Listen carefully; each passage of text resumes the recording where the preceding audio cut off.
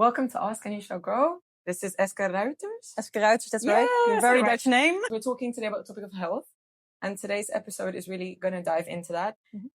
Eske is a health and scientist and therapist. Yeah. You help people with connecting the science and the therapy, right? Yeah, that's right. The logic. Yeah. And the emotional psychology. Yeah, so really finding the root cause of a symptom or a disease or which is incredibly interesting, and we're going to talk about that today. So when you deal with clients, what do you think is the thing that you see come up the most that they're not seeing or that they're not knowing about? Like the way they deal with their bodies? Because we obviously notice, let's say, I've got acne now. Yeah. This is a problem. And they go to the doctor, like, I've got acne. Yeah. I don't know what's happening to me. I thought I was fine, but no, I'm not. Well, why is this happening all the time? Yeah. And like, what do you see come up often, and what advice would you give to people about that? What I often see is that people really focus on health in terms of nutrition and moving. Those are the only two things they're focused on. But what I see often in my practice is that a lot of it is stress, chronic stress. Yeah. So it's about nervous system work and regulating your body and knowing how to and know where your triggers are. And yeah, of course, the same with acne or eczema. A lot of those skin issues start with stress. Yeah. And there's a whole mechanism behind it, how that works. That's too difficult. But the question people ask me is like, why do I still have acne or eczema while I eat good, while I move good, while, what's going on? So that's, I think, nervous system work and cortisol was, of course, a very... That's very current. Everyone's talking about cortisol. Yeah, how is my cortisol? And there's nothing wrong with stress. No. But of course, when it's in its prolonged period of times and it's chronic, then it can be difficult for your body to cope with. And what advice would you give to women who are experiencing things like this? What should they do? It depends what you want, because some people are totally fine with going to a doctor and getting a cream. That's totally fine. But I see a lot of women, they want to understand what's going on and how to make changes themselves to make their eczema better, or to make sure it goes away. Yeah, it goes away. What I was looking for. Yeah. So if you want to approach it from that kind of way, you can find a therapist that works in that field, looking at the root cause to see what's going on. I think also what you said about us focusing on I'm doing this and this, and that's it's not enough. Yeah. We're skipping some parts that we could be seeing. Yeah. So our body is actually giving us messages, right? Yeah, it's telling us, by the way, you got acne because of stress. Yeah. So like you said, chronic stress, it's happening. Yeah. And we're not seeing like the stress being the cause. We're seeing just the result of the stress.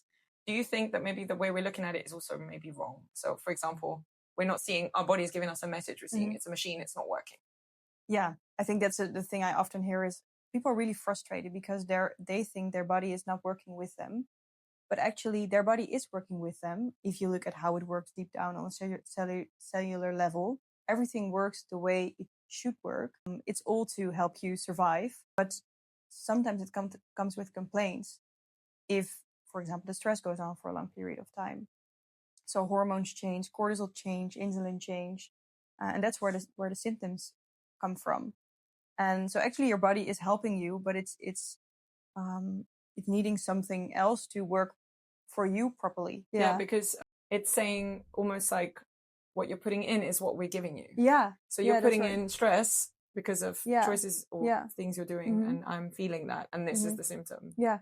Yeah. You're putting that in. Yeah, it's not that you're not putting it in, but you'd think I'm not putting that in. Yeah. But they're not objectively seeing that. Yeah. So in that sense, it seems like people have blind spots, right? Yeah. They're not seeing certain things. That's right. What are the things they're skipping? Because the body, they're not skipping. They see the body. They're like, I see the body. I have symptoms. Yeah. And that's interesting because people start working on themselves when there are physical symptoms. So the physical we have, and then there's the mind. But there's also environment. So what is your social cycle? What is your job? Where do you live? That all contributes to how your body feels and if you feel healthy. So for one woman, it might be okay to live in a city. And for another woman, she might tell, I'm better off when I live on the countryside. There are so many factors. It could be your toxic base, or it could be some friends you're actually not really feeling it with it anymore. So that's also part of health and feeling well and stress. So it's the mind from what you've highlighted, and also the environment that you choose to be in. Yeah. Maybe unconsciously, because I don't know that Yeah. you choose consciously that the friends you have or the jobs you have. No. You think maybe this is what I can do, or this is what I'm capable of. Yeah. I feel like that can also be the case. Yeah. Like you're like, I don't know about doing a new job. I can't. I don't know if I'm capable. Yeah. Like, and also you get boxed in very often in the Netherlands, especially. I've noticed that people, even the education system is a bit like geared towards this is the sector you're in, and you're specialized in this, and jobs are also like that. Yeah, that's right. So I think maybe your mind thinks like this is what I know. Yeah. And also I think important to know is 95% of your thoughts are unconscious. So a big part of this is also becoming conscious of what you're thinking and what you're going through, because that's the first step into changing maybe what suits you better. And what things do you think are getting in people's way? What like thinking could be getting in the way? Because we talked about the mind and the environment a bit. What examples have you seen? Thoughts that are causing stress or causing this? Yeah. A big one I often hear is I'm not good enough. And you can imagine if you live your life from the thought unconsciously, I'm not good enough, a lot of things are going to be stressful because you're not good enough to do your job. You're not good enough to be a mom. You're not good enough to whatever. And so if you can change your thoughts and change your mindset, if you change it to, I am good enough. I am good enough to do this presentation. I am good enough to do whatever I want. So what I said previously, a thought creates chemicals in your body. Right. It affects your hormones. So it affects your system. So another thought creates different chemicals, has a different effect on your body. That's how it works. So it's really important to understand what you're thinking.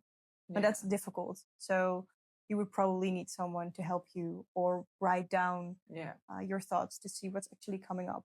It's interesting because I have a finance coach. She's also been on the podcast. Yeah. And one of the exercises she gave me to become aware about money and my thoughts around it, although it's not about money, it's really your relationship to yourself. Money is like an external thing that shows you your relationship to yourself. But it was like, okay, write down every thought you have related to money. So I had to do that for a week, I think, or something, maybe longer. And I thought this is a bit ridiculous, but all right. I thought, oh my God, this is going to be so hard every time I think about money. So I had to have this little book with me, write everything down. And I actually didn't realize how often I worried about money. Yeah. And I had no awareness of it. I was not aware. Yeah. So if you'd ask me, am I worried about money? I'd be like, no, I wouldn't have thought that. Yeah. But because I had to write it down, I was like, oh my God, I actually think about money all the time. And I'm thinking ahead of how I can plan all things with money. I was like, that's very controlling. Yeah. I hadn't thought that. Yeah. So you became conscious of the unconscious. But that's because I wrote it down and the exercise helped me with it. But I think even to think of that as a tool of like, okay, every time you, let's say, have an acne problem and you've never had skin problems like until certain periods and you're like, okay, I didn't have skin problems. When did they start? What was happening in my life when I started having that? Just to write them down, you're like, oh crap. I didn't realize it was because of this. And looking back, and this is extreme because we did this also with my coaching.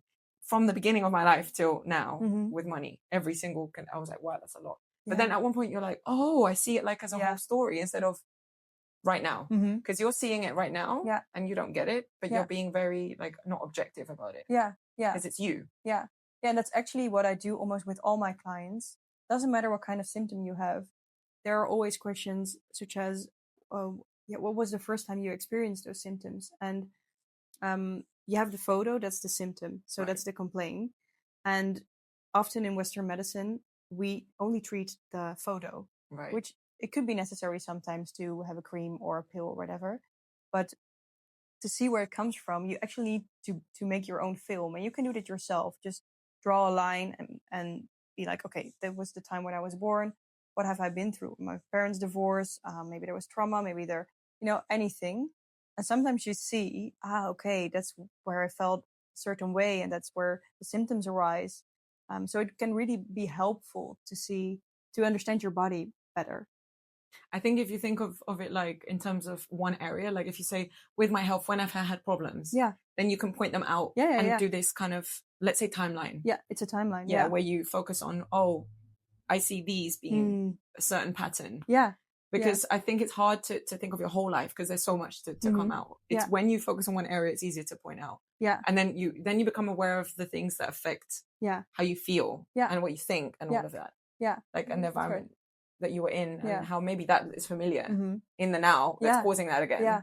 Because that happened then. Yeah. You're like, that was a familiar thing. Yeah. In let's say stressful. Yeah. Yeah, something. that's right. Yeah, and I always ask, okay, write down the big events. So of course not when you just do something you normal. had a coffee one day. Indeed, yeah. Not everything would be. I remember that day when I had a really nice coffee. The coffee was good. The window. It was good. It was a really good day. And then my eczema went away. Yeah. Such a good coffee. I just love that day so much. No, but yeah. A really good therapist. Yeah. No, but those moments are so important. I feel like maybe as a kind of equilibrium, because we're focusing a lot on what we weren't happy with. Yeah. Maybe to see how it works best. Okay, so you said, like, for example, you get acne. When did it go wrong? But also, when did it not go wrong? Yeah. Like the opposite is really useful. Like, when did I have really good skin? Yeah, I asked when did the acne go? Yeah. Because then you're like, oh, so this, I was on holiday, I was relaxed. That's right. Yeah. My kids were like having a good time and my family were great. I'm like, so when these things go well, this goes well. Okay, cool. So those are two of the main questions I ask my clients, but you can ask them yourself. Yeah. When was it better? When was it worse? Yes. And those answers are going to tell you a lot about how your body is functioning. And then it would, of course, have to be those 3 keys we mentioned, right? The mind, the body, and the environment. Yeah. So what environment are you in? Yeah. How are you thinking? And how is your body doing? I think, maybe also for the listeners to understand, the top question would be indeed the when was it better? When was it worse? And during the time, who was I surrounded with? How did I feel? How are my physical symptoms, of course? To write everything out, that could be so helpful. Yeah, that sounds like something that's really useful. Another thing, though, that maybe is useful as well is to take that time. Yeah. So I think we often feel that there isn't time for things. Yeah. So with our body, it's giving us a symptom because we're not paying it the attention. Yeah. And the symptom is now like exaggerating because it's like, okay, you're not listening to something that's happening. So it might have been subtle. Maybe you had some gut issues. Yeah. And you ignored that. And now you have acne. And you're like, but why is this happening? Yeah. But you ignored other symptoms that were smaller because you were too busy to give yourself the time. Yeah. Is there any other things that you think you would advise women to do that could help them? Yeah. In terms of dealing with emotions and with your thoughts? All of it. Yeah. With becoming aware of this and how to shift it. Yeah.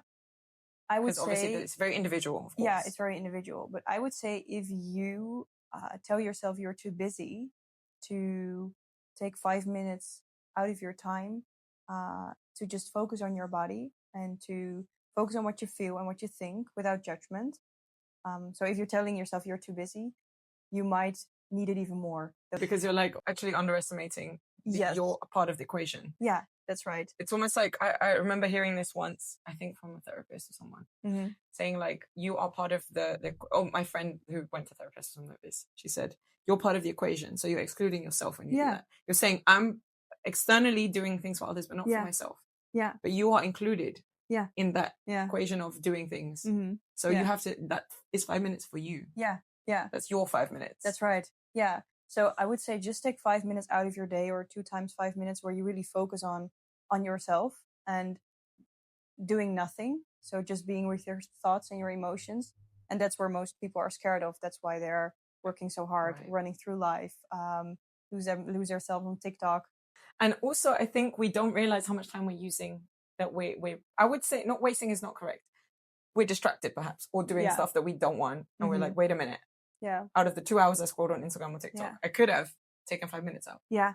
Yeah. It's just, it's also a logical mechanism. It's just to numb yourself out, which you probably unconsciously doing. So it's not your fault, but it's just your system protecting you against something you don't want to feel, or you don't want to be aware of certain thoughts you don't want to think. So it's a normal mechanism, but it's a good tool to start, indeed, to just take those 5 minutes and be aware and sit with the uncomfortable. Yeah, I think that's also it sometimes. Yeah. What I realized as well through my journey with dealing with symptoms and problems I had with my health as well, because I did have some issues actually, and I had to get therapy, and then the issues got better. I was like, oh, I guess I did know that they were connected. I did feel that inherently. Yeah. So that's why I did first therapy instead of going to a doctor. I was like, no, I need to do therapy because that will help. Yeah. I think a lot of it was me giving myself the space to deal with these things. Mm-hmm. It was like the confrontation of, okay, now I'm going to actually deal with it, was the scariest part. Yeah. Once I did it, I thought, oh, wait, it gets better after Yeah. that? It didn't feel good at the beginning, Yeah. but at least it got better. Yeah. And then I actually realized that that's connected also the way that we feel when we go to the gym, let's say at the beginning. Yeah. The first week, a month, you're like dying. Yeah. And then you're fine and actually feels better even. Yeah. But it's because you haven't done it Mm. that it feels like really intense. Yeah. Once you have a routine, it's actually fine. And I think it's the same with taking those 10 minutes, 5 minutes, twice a day or whatever it is. Yeah. The beginning, it's like, oh my God, but I have to make 5 minutes time. Mm.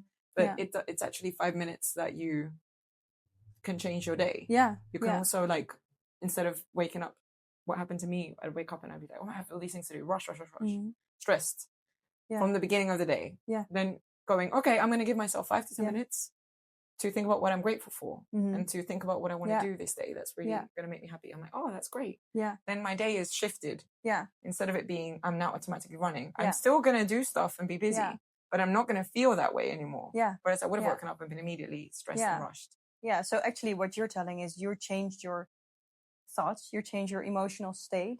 So you changed your whole physiology, which changes, of course, how your body works. So if there are symptoms or not. And I think people do not have the knowledge yet because there's nothing in school about this. Of course. But the way your mindset is, the way you think does really affect your body. Of course. So you can directly connect it to your physical complaints and how you feel.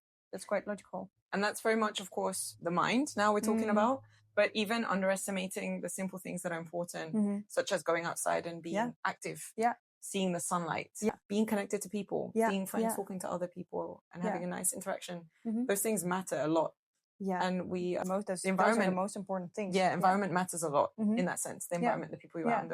So it's obviously your mind, but it's also that. And that needs to be really vital to how you feel and how your body's going to show up. Yeah, that's right. Yeah. And I think a lot of people think they need to change a lot to feel better and to make their symptoms improve. But I always say that the smallest changes are the biggest differences. So you don't need to change your whole diet. Just do one step by step, and you don't need to cancel all your friends. It's not about that. It's just about small changes you can make to help your body a little bit. And even with thoughts, I had that as well because I thought, like, man, you can't really be like, oh, by the way, I'm not good enough, and now I'm great enough. Yeah. Like it doesn't. It's very extreme. Your body. I don't think you take things very well that quickly. No. So you have to like work by little. Maybe I'm actually better than I thought, or maybe I'm not so bad. It's a good start compared to I'm not good enough. Yeah. And then you slowly kind of try to improve that. Yeah. Over time, you don't have to be like, now it's a miracle. I don't think everyone works that quickly. No, and I see it as a muscle.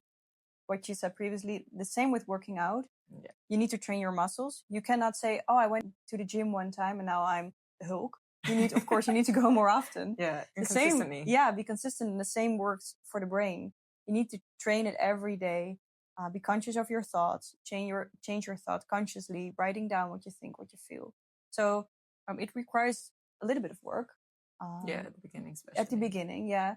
You don't need to write down 8 hours a day what you feel, but of course, if you have 5 minutes, everyone has 5 minutes. Yeah, that will be also so helpful to start. I think also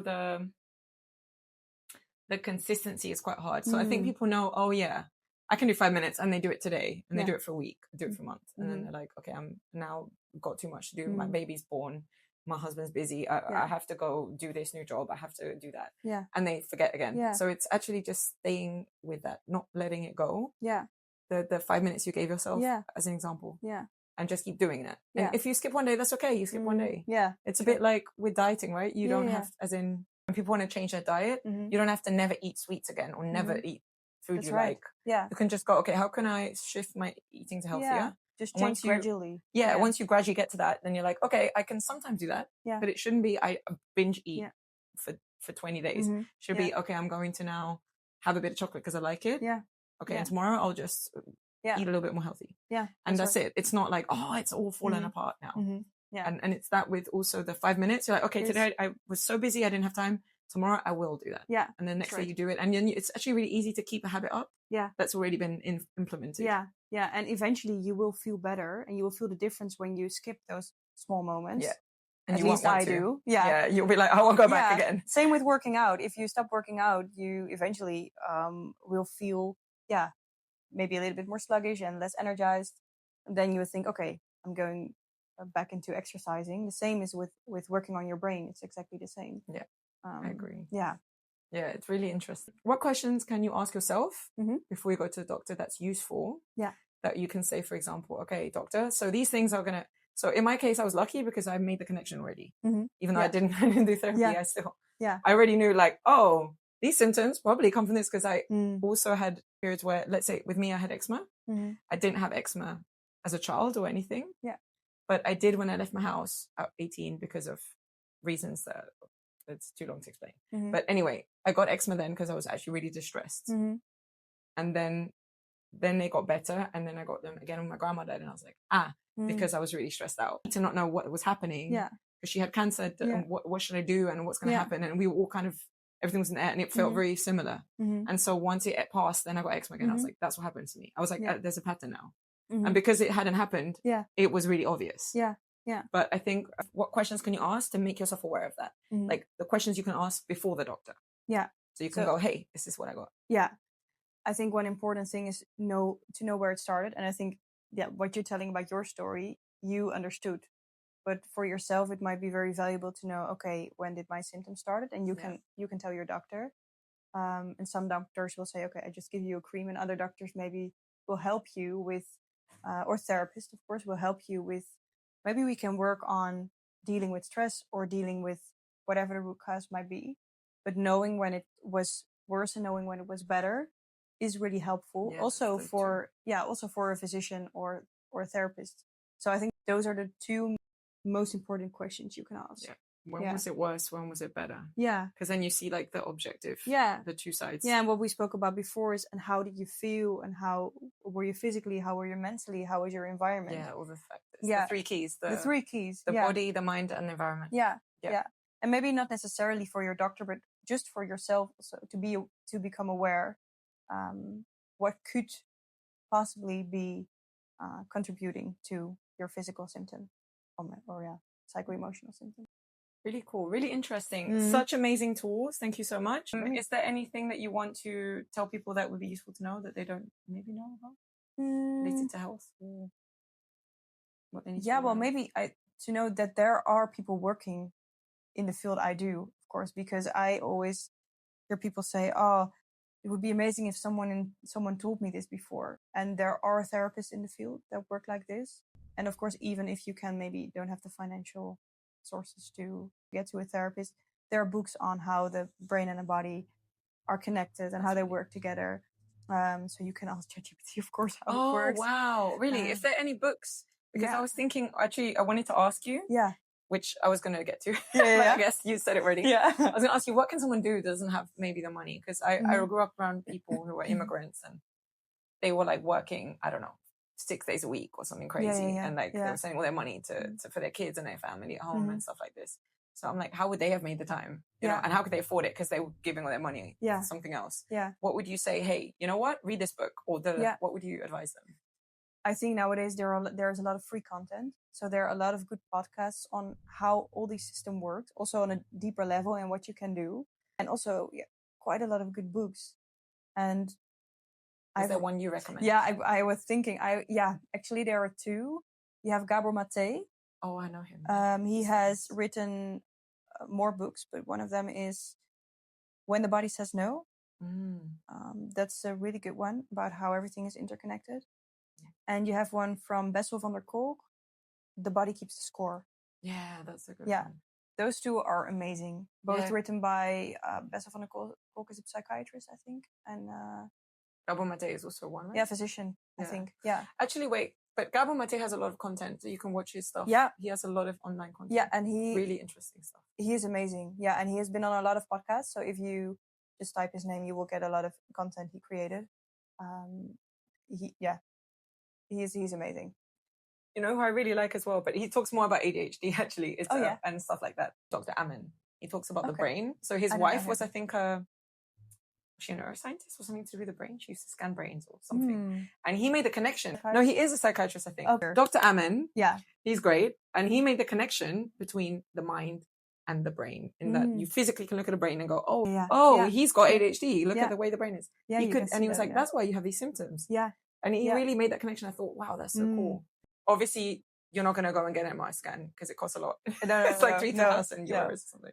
But that's why you can learn a lot from your symptoms. Yeah, you don't have to go that far. No. If you understand what's going on generally with humans, you can also go, oh, maybe this is me. Yeah, learn a bit more about just how bodies work in general, and that will give you. And connecting the three things: connecting the mind, the body, environment. Yeah. And if you can't do objectively, maybe ask someone to help you out with it. That's right. Because on your own, sometimes you can't be objective. Yeah, that's right. But the books are a good start, and a podcast. Yeah. Yeah. Thank you so much, Eske.